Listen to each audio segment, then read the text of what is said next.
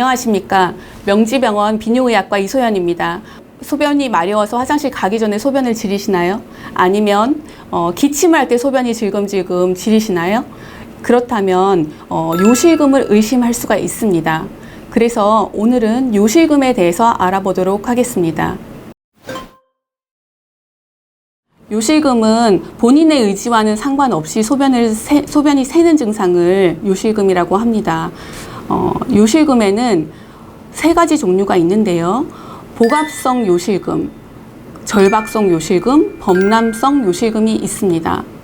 복압성 요실금은 복압이 올라가는 여러 가지 상황에서 소변이 새는 것이고요. 절박성 요실금은 본인이 화장실에 가기도 전에 갑자기 급한 느낌이 있으면서 소변이 새는 것.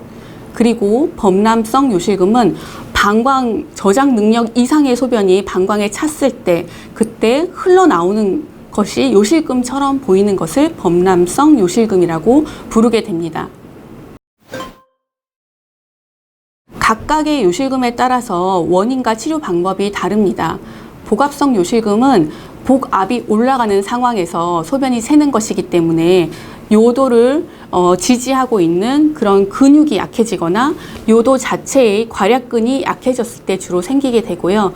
이것은 주로 여성들에서 임신과 출산을 겪게 되면서 임신 기간에는 아기가 위에서 계속 골반 근육을 누르게 되고 출산을 할 때는 아기가 산도를 나오게 되면서 골반 근육이 손상을 받기 때문에 출산 후에 여성들에서는 이러한 골반 근육이 약해져서 소변이 새기 쉽게 변하게 됩니다.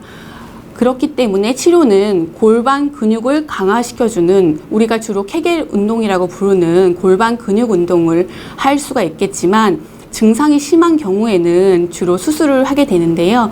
수술의 치료 경과는 굉장히 좋아서 우리가 주변에서 요실금 수술했는데 딴 세상이더라 이런 얘기를 하시는 거 그런 분들은 대부분은 복압성 요실금이 있으셨던 분들입니다. 다음으로 절박성 요실금입니다. 절박성 요실금은 방광이 예민해져서 소변이 다 차는 동안에 원래는 소변이 방광에 가득 찰 때까지는 안정적으로 방광이 늘어나야 되는데 그러질 못하고 다 차기도 전에 절박한 느낌이 들면서 방광이 확 짜버리는 그러한 것이 원인이 되어서 생기고요.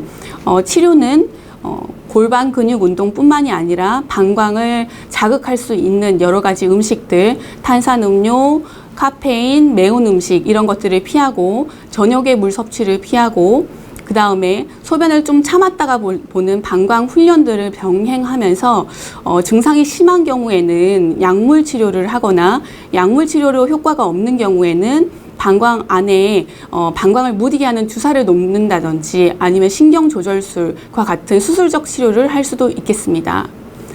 마지막으로 범람성 요실금은 방광이 바람 빠진 풍선처럼 굉장히 많이 늘어나 있는 상태이기 때문에 우선 방광을 비워주고 그리고 방광이 무리가 되지 않도록 소변줄을 좀 끼고 있으면서 약물로서 소변을 잘 볼 수 있도록 도와주는 그런 치료를 같이 병행하게 됩니다.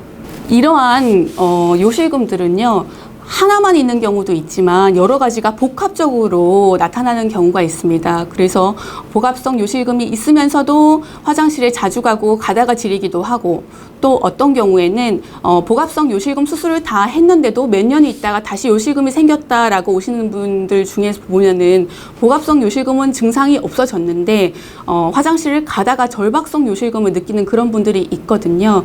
각각의 그 요실금에 따라서 치료 방법을 달리 해야 되기 때문에 예전에 요실금 수술을 했다고 해서 이번에 또 요실금 수술을 했을 때 효과가 있을 것이라는 생각을 하지 마시고 증상에 맞게 치료를 하셔야 되겠습니다.